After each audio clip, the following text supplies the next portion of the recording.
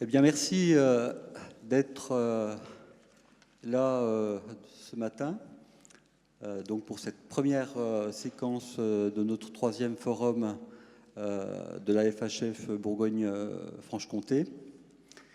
On a souhaité cette année, et je remercie Cédric Arcos, qui est délégué général par intérim de la FHF. Je remercie également Annie Lelièvre, qui est responsable du pôle autonomie. On a souhaité, avant les ateliers, faire une petite séquence d'actualité générale. Pourquoi? Parce que, bon, il y aura de nouveau des interventions officielles demain, mais je sais qu'un certain nombre d'entre vous ne seront pas présents demain.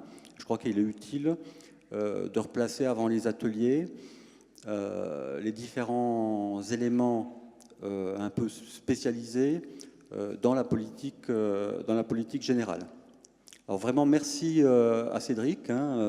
Cédric, il est quand même très très occupé en ce moment. Il a fait un gros effort pour venir ce matin. Bon, la semaine dernière, il était au congrès de la Martinique. En fait, il préfère venir à Dole qu'à la Martinique, parce qu'il trouve ça plus exotique. Et puis, donc en fait, on le remercie donc pour sa présence. Et puis, je vais lui passer d'ores et déjà la parole. C'est un plaisir, un sincère plaisir d'être parmi vous aujourd'hui. C'est effectivement un moment pour nous très important dans la vie de la Fédération que d'être présent à vos côtés en région, puisque la Fédération hospitalière de France, c'est d'abord et avant tout ses régions, son lien régional, la force, la vitalité et ce lien si particulier avec les adhérents. Merci à Denis, également au président Genre qui sera là demain de leur invitation. Merci tout particulier à Denis, qui est puisqu'un ami, un vrai complice, en particulier ces dernières semaines, de nous accueillir ici. D'autant plus heureux que je retrouve ici de nombreuses têtes connues, de nombreux amis, parfois même plus que des amis, des maîtres, cher Gérard Vincent, à qui je dois tant, cher Patrice, également Barberousse, qui j'ai vraiment un très sincère plaisir à retrouver, et puis vous toutes et tous ici. Alors, je vais essayer de vous dire quelques mots pendant le temps qui m'est imparti avec Annie Lelièvre, un peu de tour d'actualité, puisqu'effectivement l'actualité elle est riche au sein de notre fédération, mais également et surtout dans les dossiers qui nous occupent et qui nous préoccupent au quotidien et en particulier dans nos établissements sanitaires, médico-sociaux et sociaux. Alors le premier point évidemment sur lequel je voulais revenir, c'est la situation de votre fédération, la Fédération hospitalière de France. Vous avez aujourd'hui une équipe de la Fédération hospitalière de France qui est pleinement au travail. C'est vraiment ce que je souhaitais dire ici. Une partie a fait le déplacement, une autre partie va arriver dans les prochaines heures pour animer les ateliers, participer aux différentes tables rondes. Évidemment, les derniers jours que nous venons de traverser ont été des jours un petit peu compliqués. On a vécu ce que malheureusement beaucoup d'institutions vivent, c'est une crise entre l'ancien délégué général et les instances dirigeantes de la fédération. Cette crise, elle est aujourd'hui terminée. Puisque, vous le savez, une nouvelle déléguée générale a été désignée hier par le conseil d'administration et proposée par le bureau et désignée par le conseil d'administration de la Fédération hospitalière de France, Zeyna Briette, qui prendra donc les commandes de la fédération à l'issue de mon intérim jusqu'au mois de décembre.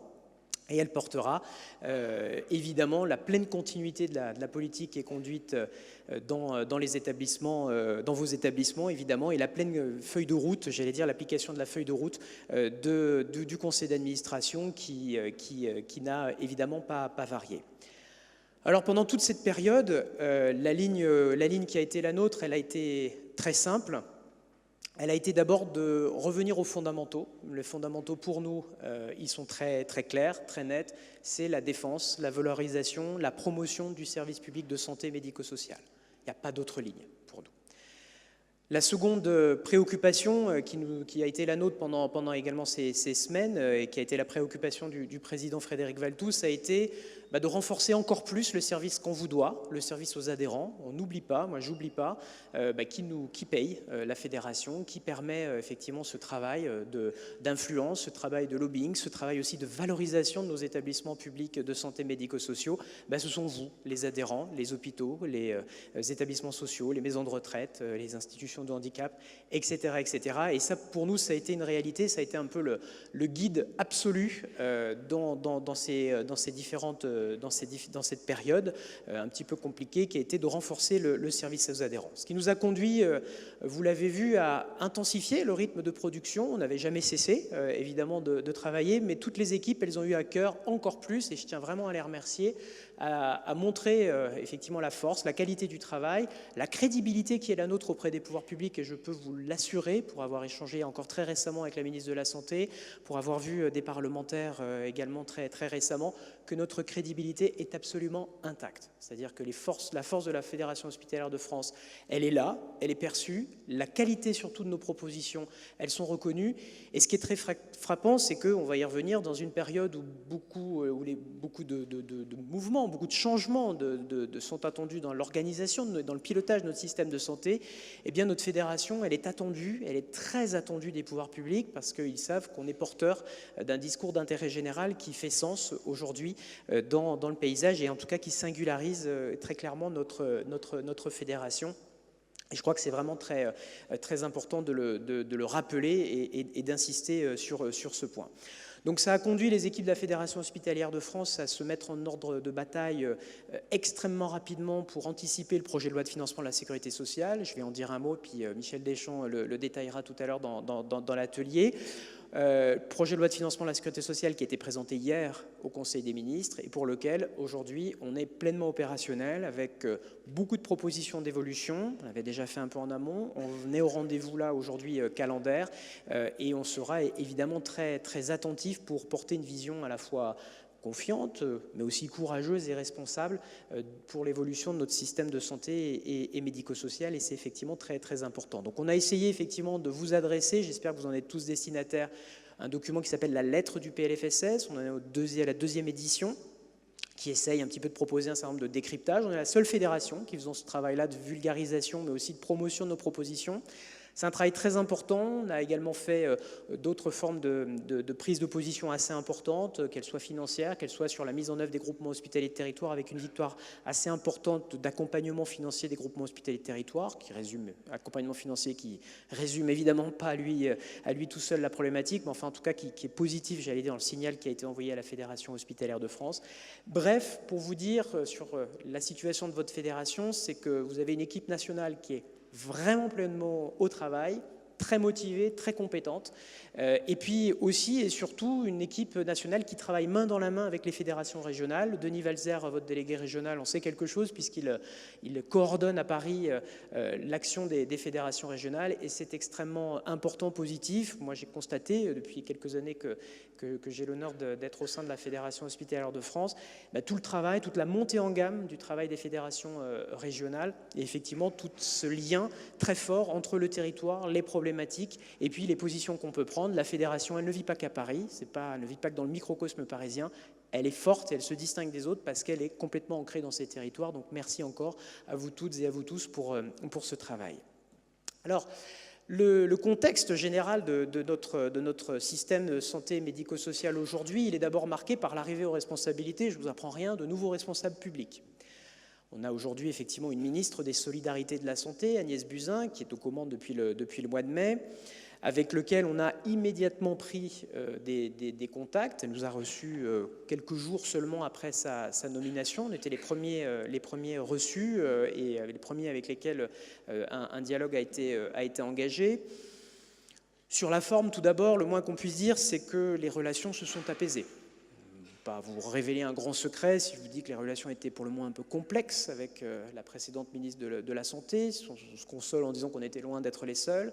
Mais en tout cas, on a retrouvé aujourd'hui des relations franches, apaisées et surtout des relations d'écoute entre les différents acteurs. Et ça, effectivement, le changement de méthode, il est vraiment très important, mais je crois qu'il est très largement salué.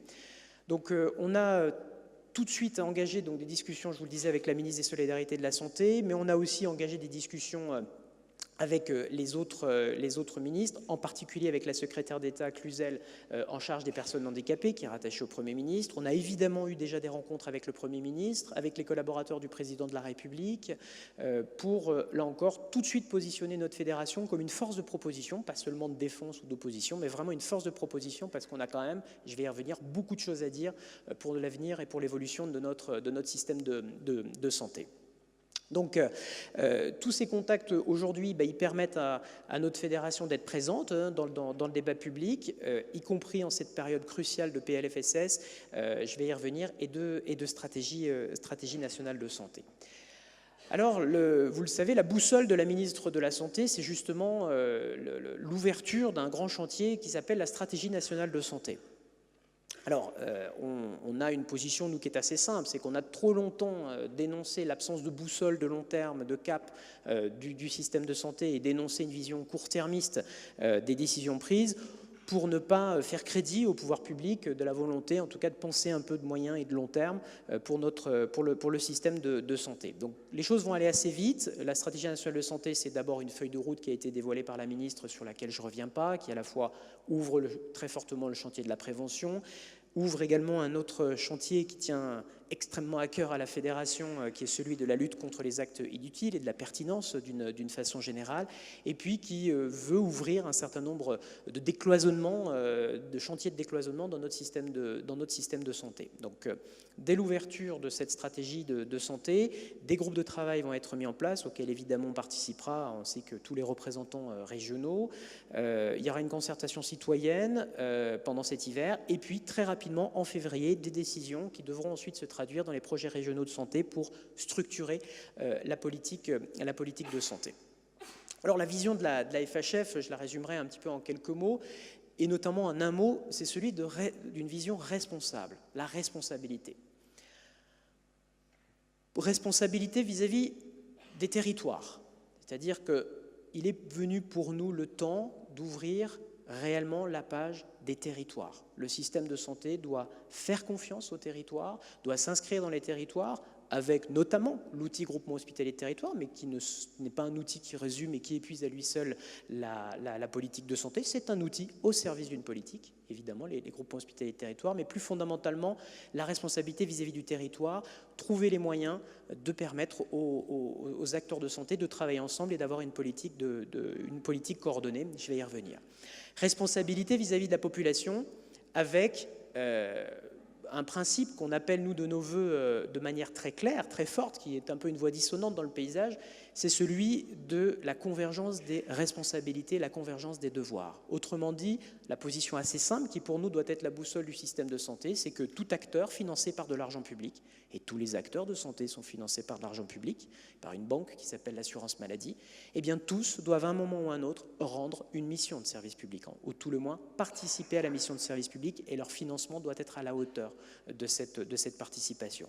Très clairement, si on ne revient pas ou n'ouvre pas une page d'un peu plus de responsabilité de chacun, eh bien on ne s'en sortira pas aujourd'hui dans notre système de santé qui, reconnaissons-le, avec 200 milliards d'euros investis, n'est quand même pas tout à fait au rendez-vous des attentes des citoyens, notamment en termes d'accessibilité. Donc il est vraiment temps, c'est un appel au régulateur extrêmement fort qu'on fait. Et puis c'est responsabilité envers les patients, troisième déclinaison un peu de nos attentes et de notre cap, de notre feuille de route, responsabilité vis-à-vis des patients en termes de lutte déterminée contre les actes inutiles et contre les actes non pertinents. Trop de temps a été perdu sur ce sujet. Aujourd'hui, on avait des enquêtes qui avaient été conduites par la Fédération hospitalière de France il y a quelques années. C'est un dossier qui tenait très à cœur et qui tient toujours à cœur à Gérard, Vincent. On avait fait des enquêtes qui, quand on les avait menées il y a 4 ans, nous avaient valu beaucoup de critiques. On disait, nous, que 30% des actes étaient inutiles. On avait réalisé des sondages. Tout le monde nous disait mais que ce n'était pas vrai. Ben aujourd'hui, l'adresse, l'OCDE, arrive exactement à nos chiffres, entre 25 et 30%.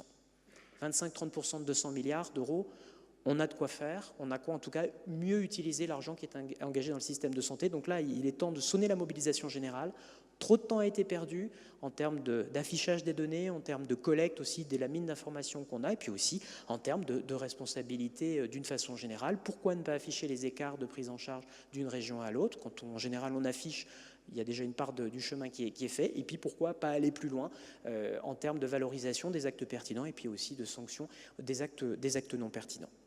Pour atteindre cette feuille de route, le principe qu'on a fixé, c'est celui de la transversalité. Transversalité entre les acteurs. Là encore, il va falloir engager une page d'ouverture, de rassemblement beaucoup plus fort entre les différents acteurs de santé, avec, pour seul principe, c'est celui du service rendu à la population. C'est-à-dire qu'on ne peut plus aujourd'hui maintenir des rentes de situation dont bénéficient certains acteurs de santé, certains professionnels, alors que le service n'est pas rendu. Ce n'est pas normal aujourd'hui qu'on ait des trous aussi forts en termes de permanence des soins. Ce n'est pas normal aujourd'hui qu'on ait encore de la sélection très forte de patientèle. Il est temps vraiment d'avoir une autre vision de responsabilité. Alors évidemment, tous ces chantiers, c'est très, très joli de le dire de façon théorique, mais c'est comment on arrive, comment est-ce qu'on atteint cette feuille de route, et c'est là effectivement que nous on va injecter, et qu'on a déjà commencé à injecter, des propositions assez fortes, assez dérangeantes, ne nous le cachons pas, en termes de régulation et d'évolution du système de santé. Notre vision, en fait, elle est assez simple, et c'est le discours qu'on tient au pouvoir public, que ce soit à Bercy, avec Gérald Darmanin, qu'on rencontrait la semaine dernière, que ce soit avec encore tout récemment avec la ministre de la Santé, ou dans tous nos contacts parlementaires, avant-hier encore avec les différents groupes qu'on a pu rencontrer. Le message, il est simple, dire que dans notre système de santé, on peut faire beaucoup de choses, à la seule et unique condition qu'on change de logiciel et qu'on ouvre enfin les dossiers structurels qui ont été repoussés depuis des années. Alors les chantiers structurels, quels sont-ils? Quelles sont ces conditions de changement? Quelles sont ces conditions de réussite? C'est d'abord un chantier majeur en matière de gouvernance de système de santé. On ne pourra pas progresser dans notre système de santé, en tout cas c'est notre conviction, si on ne se pose pas la question de la gouvernance. Est-ce qu'on va continuer encore longtemps avec une dichotomie aussi forte entre l'État et l'assurance maladie? Est-ce qu'on va continuer à négocier dans un coin les revalorisations de la médecine libérale qui impactent nos établissements et qui finalement sont payés par l'enveloppe hospitalière? Est-ce qu'il n'est pas temps d'unifier, d'avoir une gouvernance dans laquelle on crée du décloisonnement? De la même manière, est-ce que, alors qu'on a créé des gros opérateurs, que sont les agences régionales de santé, on va garder un ministère de la Santé dans sa forme actuelle? Observez avec moi alors qu'on a créé des énormes opérateurs régionaux, vous en savez quelque chose, eh bien le ministère de la Santé n'a pas bougé. Il n'y a pas eu de réorganisation, on a changé un petit peu de nom des directions, mais il n'y a pas eu de changement. Ce qui fait que finalement, tout le monde se gêne, tout le monde se parasite et on a rajouté du millefeuille. De la même manière, si je descends encore un cran dans la régulation, alors qu'on est en train de constituer les groupements hospitaliers de territoire, alors qu'on est en train d'appeler à la responsabilité, alors qu'on est en train d'appeler au décloisonnement, est-ce qu'on garde des agences régionales de santé positionnées comme elles le sont aujourd'hui, qui s'occupent de beaucoup de choses, beaucoup de choses, qui diligentent des enquêtes, qui diligentent des contrôles, qui font de la circulaire, qui produisent énormément.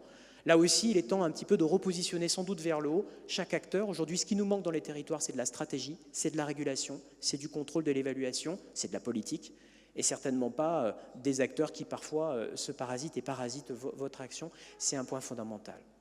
Après le chantier de la gouvernance, on a un autre chantier qui fait un peu mal, qui est celui des ressources humaines. La Fédération hospitalière de France publiait hier un baromètre avec l'Institut OBA qui est assez édifiant. Marie Houssel aura tout à l'heure l'occasion de l'évoquer avec Christiane et Charlotte également qui sont dans la salle autour de l'atelier ressources humaines. Ce baromètre, il révèle quoi? Que les DRH aujourd'hui s'occupent énormément de la masse salariale, du contrôle de la masse salariale, qu'ils aimeraient s'occuper de beaucoup d'autres choses, de qualité de vie au travail, d'optimisation des organisations, d'attractivité, de fidélisation. Et qu'est-ce qui révèle également ce baromètre? Qu'il y a une certaine forme de, je ne vais pas dire de souffrance, mais en tout cas de désarroi des directeurs de ressources humaines et des chefs d'établissement quant à la faiblesse des outils qui sont à leur disposition. On leur demande aujourd'hui d'avoir un hôpital agile, on leur demande de construire des organisations qui doivent être réactives, on demande d'accélérer l'ambulatoire avec des outils qui n'ont pas évolué depuis 40 ans. Donc là, il y a un vrai hiatus qu'il va falloir ouvrir. Tout est encore une fois sur la table. Nous, notre position, elle est simple. Elle n'est pas d'appeler au grand soir, elle est simplement d'assouplir, de donner de l'air, de permettre d'intéresser les équipes au travail qui est réalisé, de pouvoir rémunérer des personnes qui s'investissent dans la territorialité. Aujourd'hui, quelle galère de permettre à des praticiens ou à des paramédicaux d'exercer sur le territoire. Il faut que vous soyez hyper créatifs les uns et les autres pour trouver des bonnes volontés. Sauf qu'un système qui repose que sur la bonne volonté, à un moment s'épuise. De la même manière, est-ce qu'on va encore continuer le régime dans lequel on est en termes de coopération professionnelle entre les paramédicaux et les médecins? C'est un régime post-stalinien. Pour chaque coopération qui fonctionne, il faut une autorisation de la Haute Autorité de Santé et ensuite une autorisation de l'Agence régionale de santé. Et s'il n'y a pas de réponse, ça vaut refus. Et pendant ce temps, le monde, l'Europe en tout cas, nous regarde de manière ébahie. On est quand même le pays au monde, le pays d'Europe, on a le plus de médecins et celui où on a le moins de paramédicaux. Il y a quand même sans doute quelque chose, en tout cas quelques curseurs à faire évoluer parce que la qualité des soins peut passer par l'amélioration des coopérations professionnelles. Autre sujet en matière de ressources humaines, c'est celui des temps de travail. Le précédent gouvernement avait commandé à Philippe Laurent un rapport consacré à l'évolution du temps de travail. Beaucoup de propositions simples qui ne sont pas là pour mettre le feu aux poudres sont sur la table, que ce soit en termes de permettre aux directeurs d'établissement de négocier plus facilement le temps de travail, d'avoir des outils aussi de valorisation du présentéisme, etc., etc., des choses de bon sens qui aujourd'hui ne sont pas des chantiers ouverts. Troisième chantier, après celui de la gouvernance des ressources humaines, celui des autorisations. Chantier un petit peu plus technique en apparence, mais là aussi, est-ce qu'on va continuer encore longtemps à avoir un régime des autorisations aussi figé qu'aujourd'hui ? Alors qu'on a besoin de souplesse, alors qu'on a besoin de penser à l'échelle du territoire. Je prends par exemple le cas des urgences, qui nous a beaucoup préoccupé cet été. Le droit des urgences, alors que tout est écrit dans un rapport de Jean-Yves Graal, il appelle à plus de souplesse, la possibilité de moduler les horaires d'ouverture des urgences, bref, d'adapter nos organisations aux flux de population et aux besoins. Là encore, beaucoup de frilosité, on ne veut pas déranger, et en attendant, eh bien, on a des coûts d'intérim qui explosent partout parce que la ressource, elle est rare, et évidemment, les agences d'intérim en font leur miel en proposant des tarifs qui sont véritablement prohibitifs. Cet été, par exemple, l'hôpital de Carcassonne ne fonctionnait quasiment que grâce à l'intérim. Le CHU de Rennes a eu 250 000 € de dépenses d'intérim en un seul mois. Est-ce qu'on va continuer encore comme ça longtemps, alors qu'on a des organisations simples et en tout cas des décisions qui pourraient permettre en tout cas d'évoluer.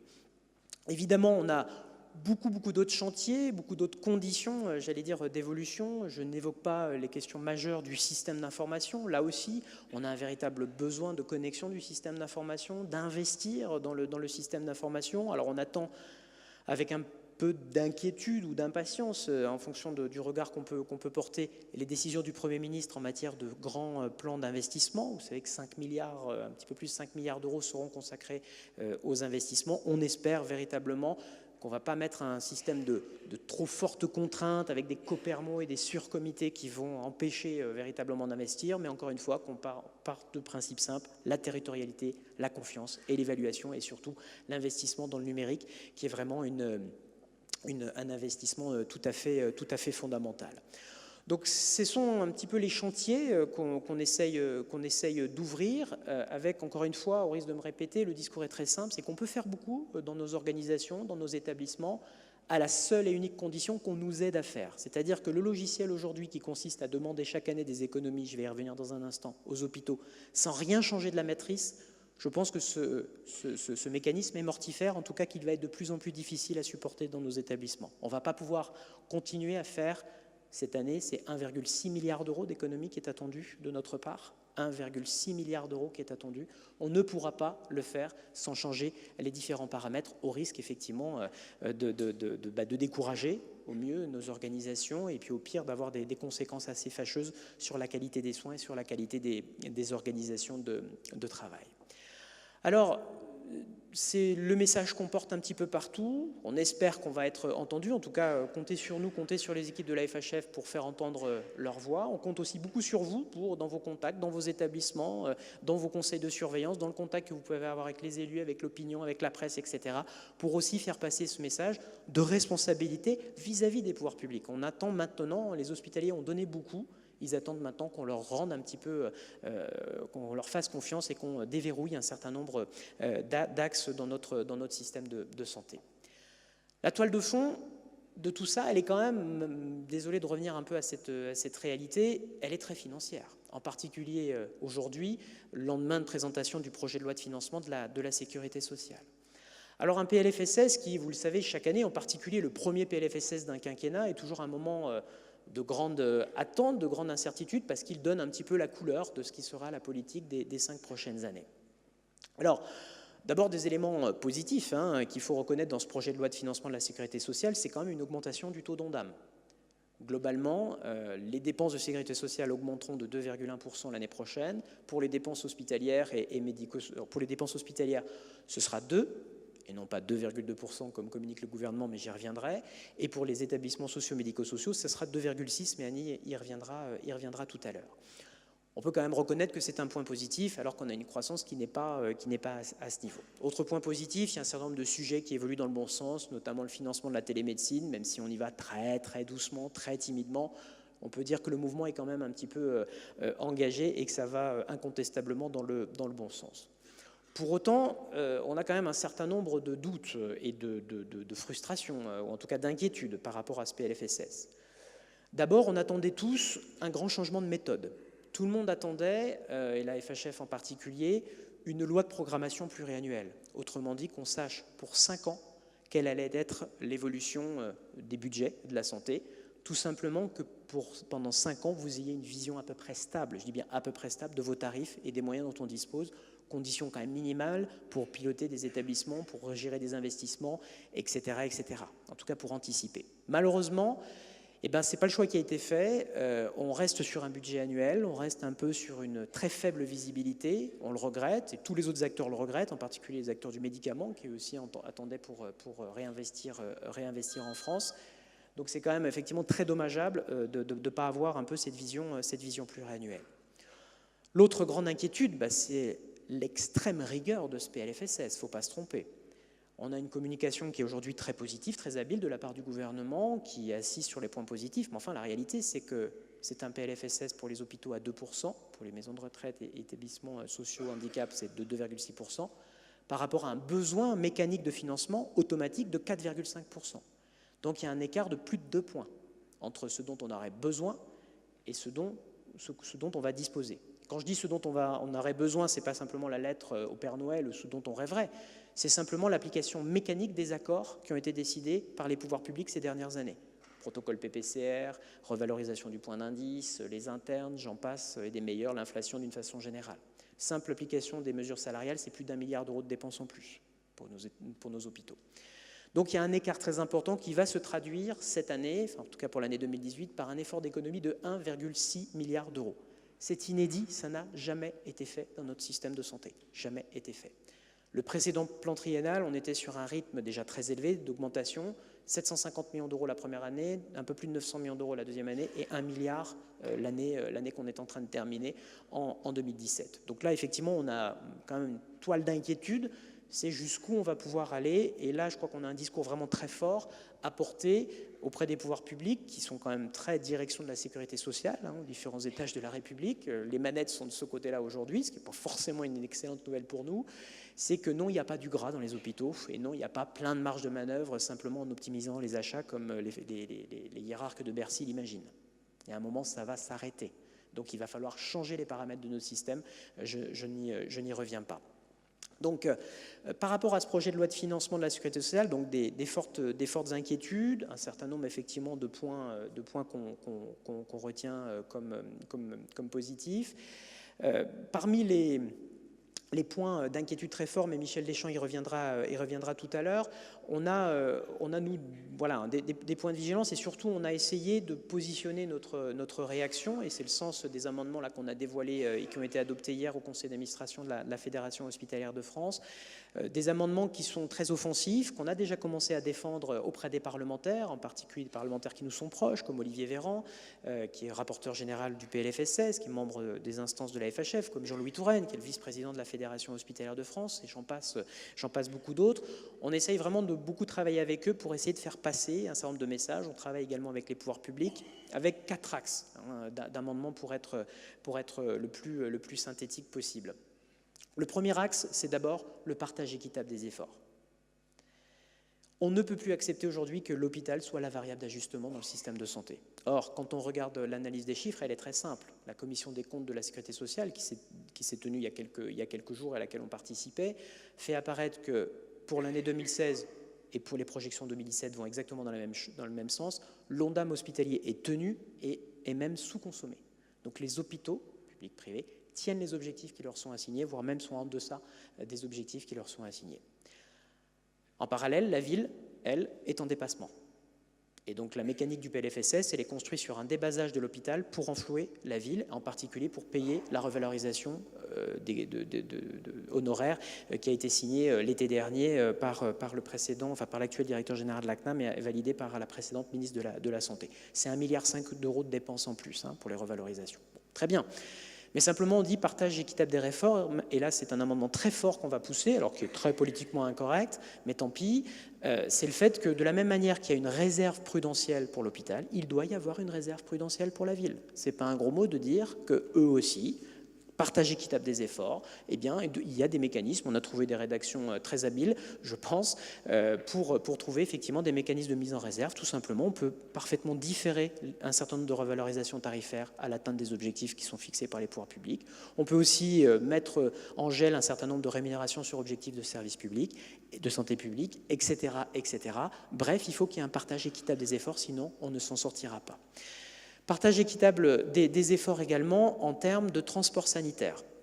Là, c'est un des gros combats du PLFSS. Vous verrez, un des articles du PLFSS est consacré au transfert sur l'enveloppe hospitalière des dépenses de transport interétablissement. Ça, c'est une bombe à retardement, très clairement. La direction de la sécurité sociale avance prudemment en disant que c'est simplement une centaine de millions d'euros et que tout sera compensé à hauteur de MIG. La réalité, on pense qu'elle est vraiment tout autre. D'une part, aucune caisse primaire d'assurance maladie est capable de donner les dépenses de transport aux établissements. S'il y en a ici, je suis preneur pour qu'on les fasse venir nous expliquer comment ils font. Aujourd'hui, on n'en connaît pas. Et puis surtout, c'est complètement contre-intuitif avec l'objectif de graduation des soins et de faciliter la concentration des plateaux techniques et le fait que ce sont les patients qui se déplacent et non pas les structures qui sont en capacité totale partout sur le territoire.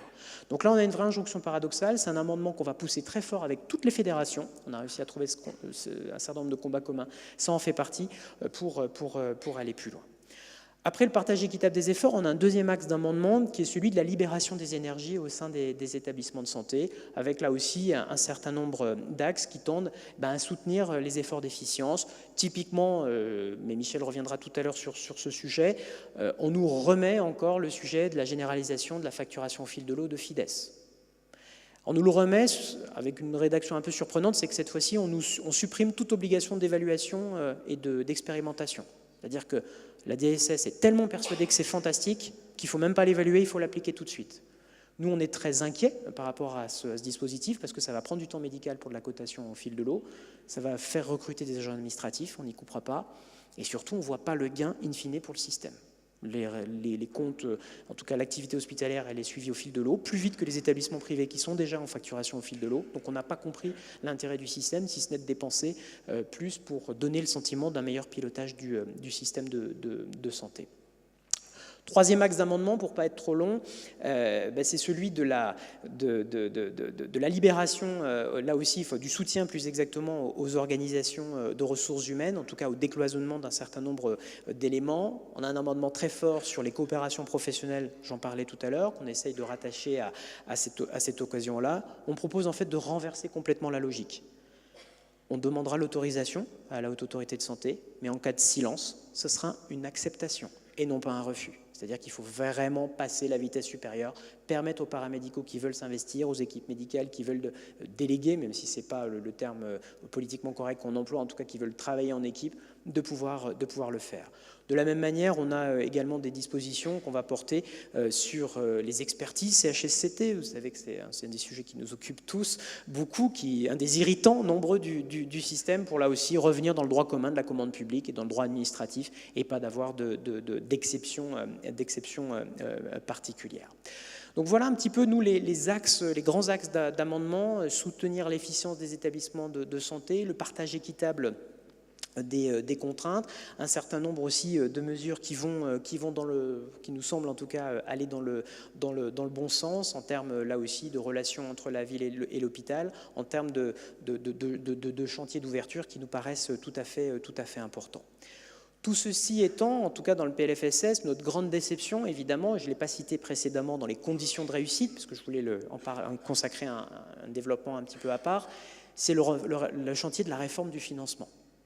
Donc ça, c'est le chantier majeur, évidemment. Sans réforme de financement, on aura du mal, on aura même beaucoup de mal à faire évoluer le système de santé dans un sens de plus grande territorialisation, dans un sens de meilleure coopération ville-hôpital et dans un sens de meilleure pertinence des actes. Donc ça, c'est un chantier majeur. Il y a beaucoup de rapports qui ont été commis, le dernier rapport d'Olivier Véran notamment sur le sujet, qui explore un certain nombre de pistes sur le financement au parcours, le bundle payment et tout autre système. Et il y en a beaucoup qui existent en Europe et puis dans le monde d'une façon générale. On fait, nous, de ce sujet un chantier majeur et on est quand même un peu déçus de voir que les travaux ne se mettent pas en place pour le moment. La réalité, en tout cas, elle est là. On a une ministre qui, effectivement, dit qu'il faut moins de T2A, beaucoup moins de T2A, il faut revenir au système, en tout cas un système de grande modération. Alors là, nous, on a une position qui est un peu, non pas divergente, mais qui est un peu plus nuancée. On dit, attention, surtout pas revenir au budget global. Le budget global, il était mortifère pour l'hôpital public et c'est avec la tarification à l'activité qu'on a pu redonner du souffle, de l'air à nos établissements, si bien qu'aujourd'hui, on est redevenu depuis quelques années majoritaire sur la totalité de l'offre de soins. Et ça, c'est vraiment très important. Donc pas de T2A bashing, comme on dirait aujourd'hui. En revanche, pas non plus d'angélisme par rapport à la T2A. La position de la FHF, elle est très simple en matière de financement. C'est quoi? C'est que la tarification, ce n'est rien d'autre qu'un outil au service d'une politique. Aujourd'hui, la politique, elle était simple. En tout cas, quand on a créé la T2A, c'était de redonner de l'intérêt à agir, de réveiller les acteurs, en tout cas d'avoir une gouvernance modernisée. Et la T2A a été un outil qui a permis d'atteindre ces objectifs.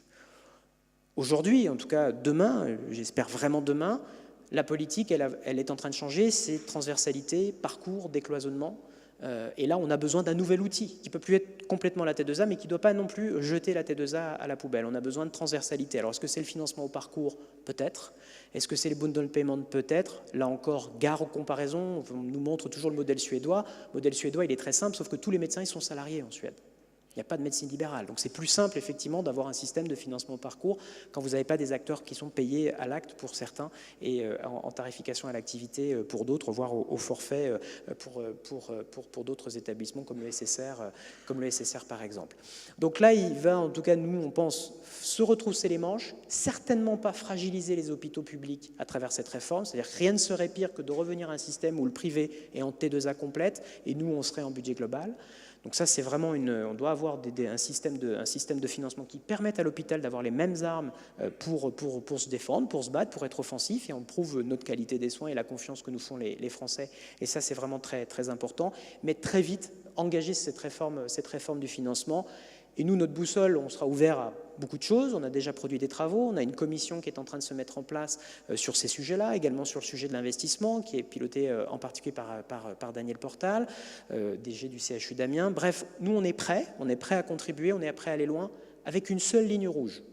La ligne rouge, c'est que le service public ne doit pas être la variable d'ajustement dans notre système de santé. Or, aujourd'hui, c'est quand même un petit peu, beaucoup, souvent, le cas. Les missions de service public, c'est celles qui sont sacrifiées quand l'ONDAM n'arrive pas à être bouclée, c'est celles qui sont mises en réserve, c'est celles qui sont dégradées, j'allais dire, en termes de financement. On ne peut plus fonctionner comme ça, tant l'hôpital, aujourd'hui, il est appelé à faire un certain nombre de missions de proximité. Les sénateurs le rappelaient très récemment dans un rapport extrêmement intéressant sur le positionnement des urgences. Leur vision, c'est exactement celle de la FHF, c'est de dire pour avoir un hôpital fort, on a besoin d'une ville forte. Mais une ville forte, c'est une ville qui est au rendez-vous de ses responsabilités et qui assume aussi un certain nombre de contraintes. Ce sera en tout cas, nous, les axes de proposition que l'on portera. Donc, pour porter tous ces messages, et je terminerai là avant de laisser la parole à Annie sur les sujets ô combien importants médico-sociaux. Pour porter tous ces sujets, on a vraiment fait évoluer notre organisation ces dernières semaines et spécifiquement ces derniers jours. On est très présent. Maintenant, on a une politique de communication qui a vraiment évolué, qui s'est très fortement professionnalisée. On a vous le voyez dans les différents journaux, qu'ils soient nationaux, régionaux, l'avis de la FHF est systématiquement demandé, requis. On apparaît comme un centre d'expertise, un centre de ressources, de décryptage. C'est très positif pour faire passer nos idées. Ça a l'air de rien, mais l'influence passe vraiment beaucoup par là. On a un dispositif auprès des parlementaires qui, là aussi, est très important. Alors, je ne vous cache pas qu'au mois de mai, on a perdu beaucoup de nos relais d'opinion un peu historiques, traditionnels, qu'on est en train de recréer du lien. On a des parlementaires, en tout cas, moi, je les découvre, qui sont pour beaucoup des professionnels de santé, en tout cas ceux qui nous intéressent dans la Commission des affaires sociales, qui ont beaucoup d'avis sur le système et en tout cas avec lesquels on peut travailler peut-être moins dans les postures qu'on ne l'était auparavant en fonction des appartenances politiques. Et donc ça, c'est effectivement très intéressant. Donc on est vraiment au contact des parlementaires. On leur diffuse les documents qui vous sont destinés, comme la lettre du PLFSS. On essaye de leur donner un certain nombre d'analyses et d'apparaître là aussi le plus honnête possible dans les analyses qu'on peut faire, mais aussi dans les propositions. On a passé la journée de mardi, la totalité de la journée de mardi au contact de parlementaires. On va la semaine prochaine à Matignon. On continue effectivement tout ce travail intense qui est complètement souterrain. On ne fait pas de grande communication, de communiqué de presse, mais en tout cas soyez assurés que ce soit Denis, les équipes, Annie, enfin tous dans nos rôles respectifs, on est vraiment sur le terrain du contact ministériel et parlementaire pour faire valoir nos idées. C'est d'ailleurs à cette occasion-là qu'on a décidé, depuis quelques semaines, de porter des messages très forts sur l'autonomie, que ce soit le handicap ou les établissements pour personnes âgées dépendantes. Donc Annie va en dire un mot sur ce secteur qui est vraiment très important au sein de la fédération, vraiment très important, et en particulier qui nous préoccupe beaucoup aujourd'hui du fait de la réforme de la tarification des EHPAD, qui est un véritable coup dur, vraiment un coup très dur qui est porté à notre secteur. Donc je vais laisser Annie en parler, je vais simplement dire un mot sur la tactique politique, j'allais dire, qui est la nôtre. On est parti très fort, évidemment, sur ce sujet. On a eu un travail très professionnel qui a été fait pour mettre en avant la grosse pénalisation qu'on peut avoir contre ce secteur. Ce travail, il a porté ses fruits. Il y a eu 2 rapports parlementaires, 2 missions parlementaires, dont une mission, la mission Ibora, qui est une mission flash, qui était un peu diligentée par le gouvernement pour faire le point sur la réforme de ce secteur. La réalité, c'est que les 2 rapports parlementaires ont repris mot pour mot les conclusions de la FHF, en disant que cette réforme, elle était mortifère et qu'on n'assistait rien de moins qu'à un transfert du financement du public vers les maisons de retraite privées lucratives. Il faut qu'on nous explique le sens de la réforme. Pas une mesure d'économie pour la nation, c'est du transfert du public vers le privé lucratif. Ce n'est pas acceptable. Et surtout, ce n'est pas acceptable de conduire une réforme sans en avoir évalué les conséquences auparavant. Et les conséquences, elles sont très claires. C'est du temps d'accompagnement en moins, c'est du temps de toilette, c'est du temps, d'une façon générale, de protection et de prendre soin très réduit. Ça ne peut qu'interroger dans nos établissements. Donc, aujourd'hui, malgré toutes ces alertes, malgré 2 rapports parlementaires, la ministre de la Santé conteste nos analyses. On va monter encore un peu plus fort dans les prochains jours. On est en train d'élaborer une stratégie médiatique qui va, vous allez voir, intensifier, va vraiment monter d'un cran, parce qu'il faut vraiment prendre conscience de ce qui est à l'œuvre. Et ce qui est à l'œuvre, c'est un coup extrêmement dur, très mauvais, qui va être porté au secteur, à vos établissements, à nos établissements. Et ça, véritablement, on ne peut pas l'accepter. Et on sera évidemment au rendez-vous. Donc Annie va un petit peu revenir sur ce sujet-là et sur bien d'autres. Et puis je reprendrai la parole tout à l'heure pour conclure cette séquence.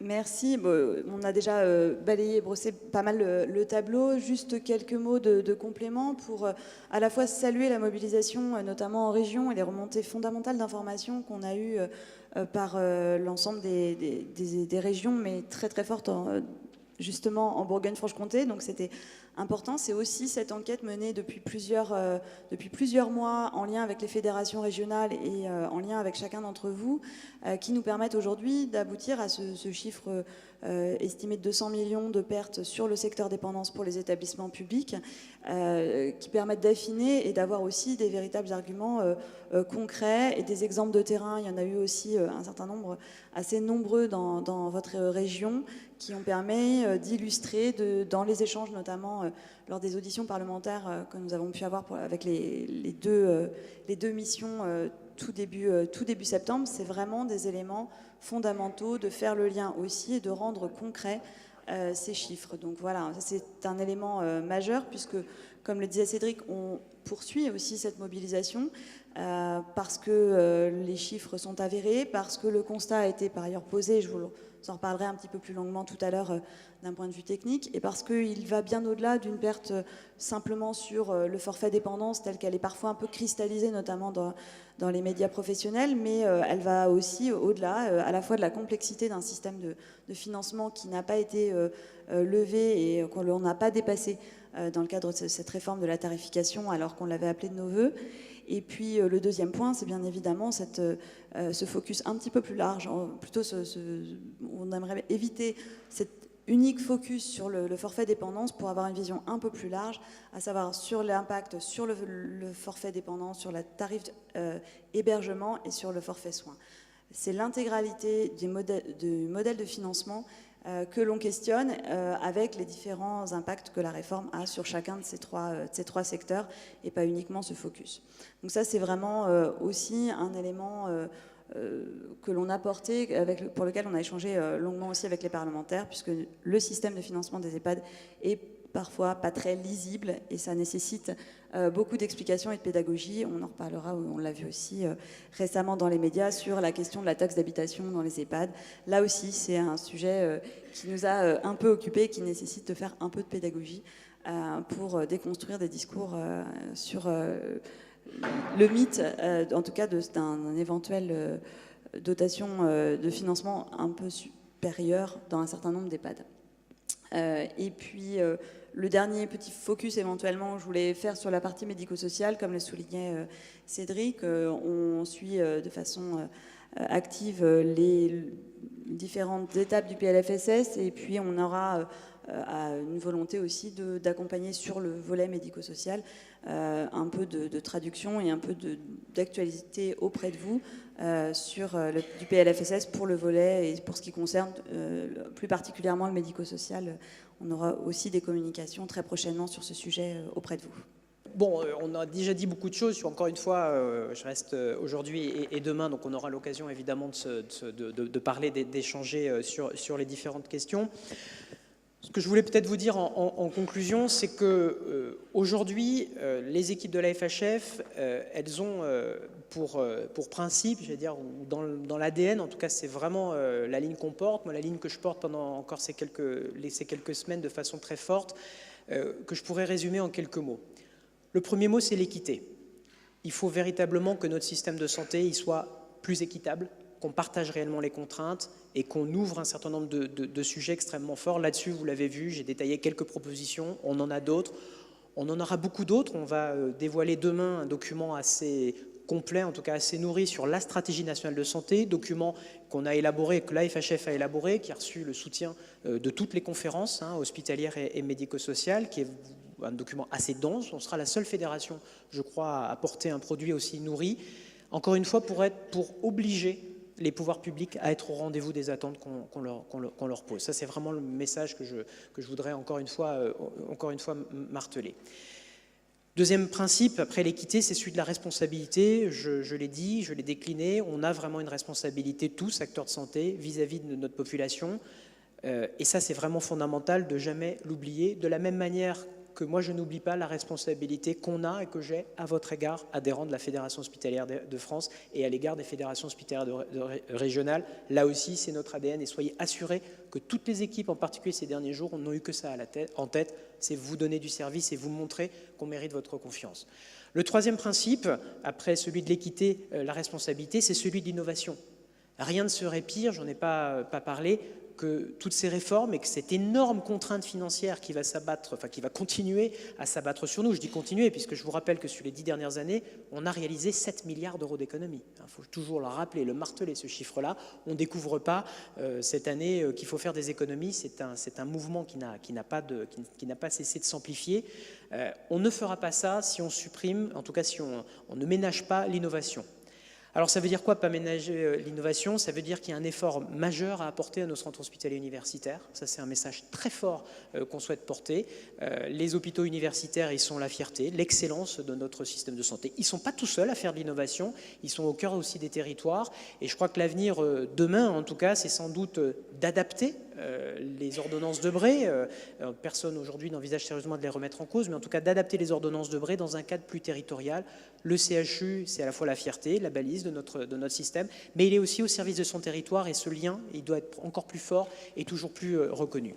Ça doit également être dans les préservations des crédits d'innovation. Là aussi, c'est un autre combat très important. On a aujourd'hui des discussions très nourries sur les instituts hospitalo-universitaires, mais également sur les crédits de mairie, pour que là aussi l'innovation ne soit pas la variable d'ajustement un peu court-termiste de notre système de santé, parce que c'est vraiment fondamental.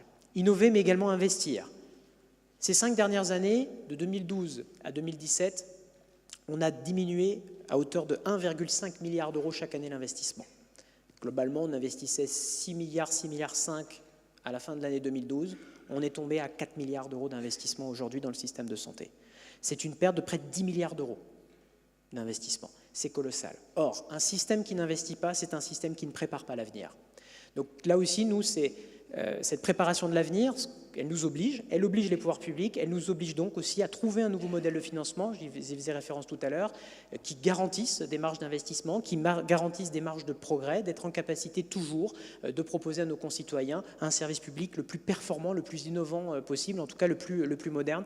C'est aussi au cœur de nos propositions, je faisais référence à la mission de Daniel Portal tout à l'heure, on va mettre dans le débat public des propositions assez fortes. Aujourd'hui, la tarification à l'activité, elle ne permet pas de financer l'investissement, en tout cas l'investissement autre que l'investissement un petit peu de routine, et ça c'est vraiment un enjeu majeur.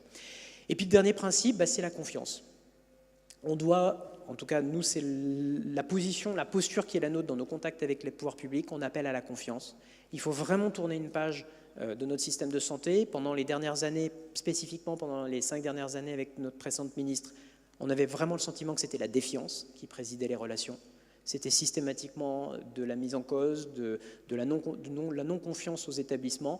Aujourd'hui, en tout cas, on a l'impression qu'on peut ouvrir une nouvelle page faite de confiance.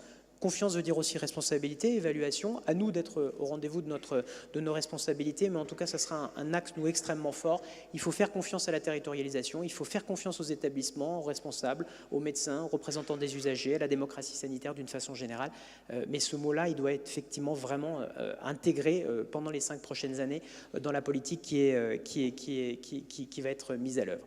Et puis confiance, évidemment, c'est le lien, je crois, qui nous unit. La famille hospitalière qui se rassemble aujourd'hui, qui va continuer à s'étoffer, elle est marquée par ces liens de confiance. On est, je crois, heureux. En tout cas, nous, on est très fortement heureux de vous retrouver. C'est aussi dans ces congrès régionaux que s'incarne la famille. C'est aussi dans les difficultés qu'on vient de traverser. On a reçu des soutiens vraiment innombrables. À aucun moment, on a douté de la force de la fédération. Et ça, c'est vraiment très, très important. La crise, elle est derrière nous maintenant. Donc, je crois qu'on peut regarder avec beaucoup de confiance l'avenir.